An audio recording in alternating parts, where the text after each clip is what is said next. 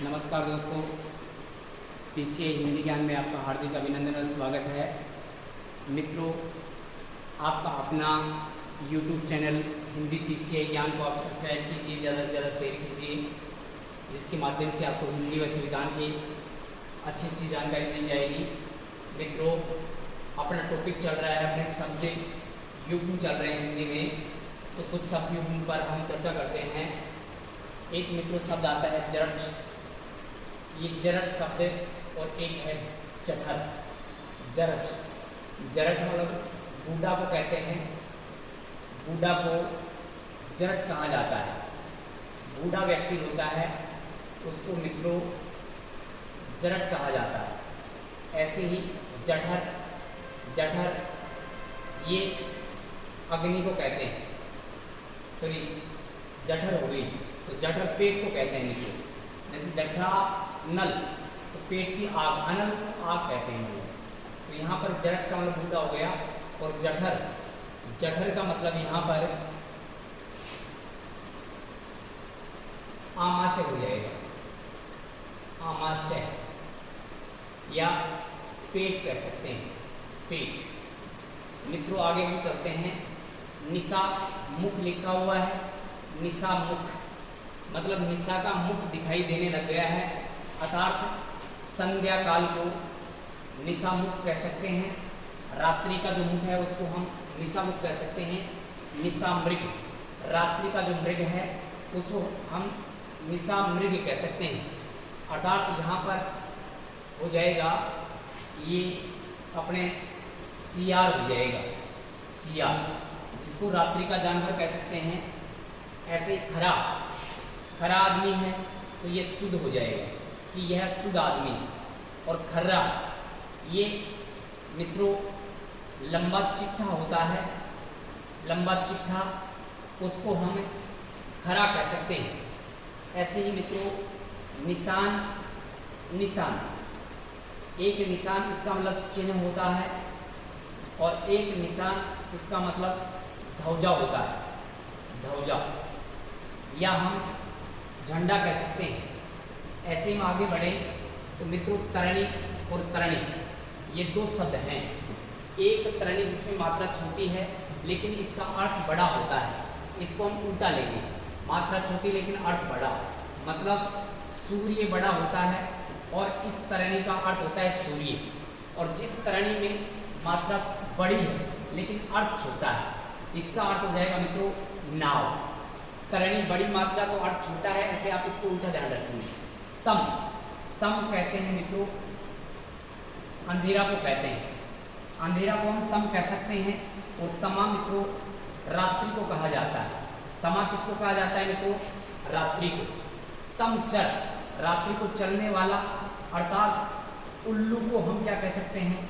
तम चर कह सकते हैं। और तम चूर, जो रात्रि को चूर कर देता है, रात्रि जा चुकी है इसकी सूचना देता है, उसको हम मुर्गा कहते हैं। और ये तमचूर मुर्गा का ही पर्यायवाची है। अधिक तकिया, अधिक का मतलब ऊपर होता है और उप का मतलब पास या छोटा होता है। तो यहाँ पर अधिक तकिया मतलब पर्वत के ऊपर, ऊपर मैदान, पर्वत के ऊपर जो मैदान होता है उसको अधिक तकिया कहते हैं। और पर्वत के नीचे, पर्वत के नीचे, नीचे जो मैदान होता है उसको कहते हैं मित्रों उपतक्या।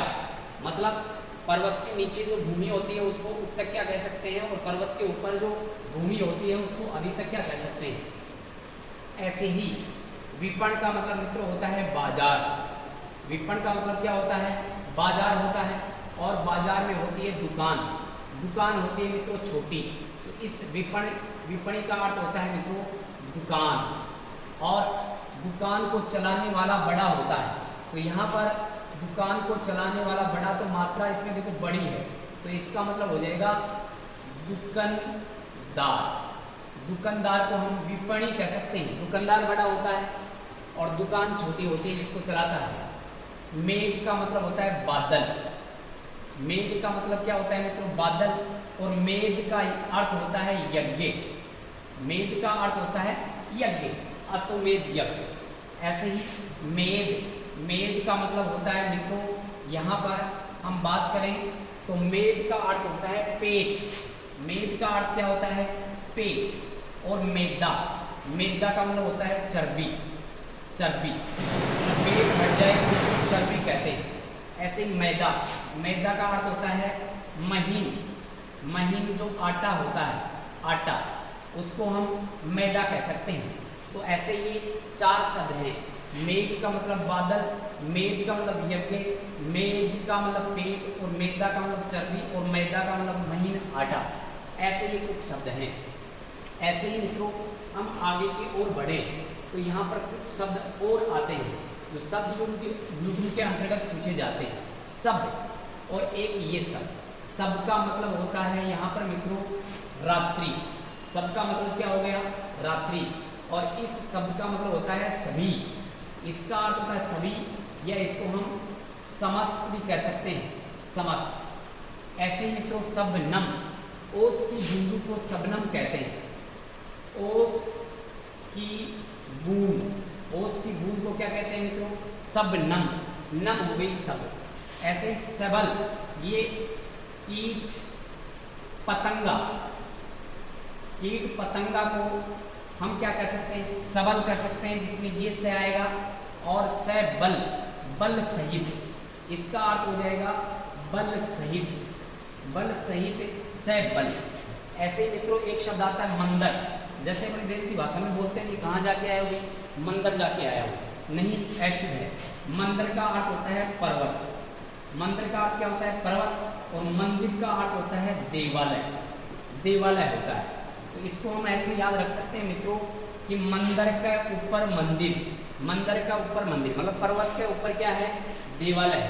तो ऐसे अपने ये शब्द युग्म हैं जो आज की क्लास में हमने कुछ शब्द युग्मों को यहाँ क्लियर करने की कोशिश की है।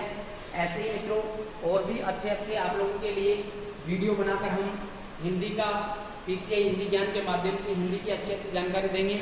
चैनल को सब्सक्राइब कीजिए और ज़्यादा से ज़्यादा शेयर कीजिए। सभी मित्रों को धन्यवाद। जय भारत, जय हिंद।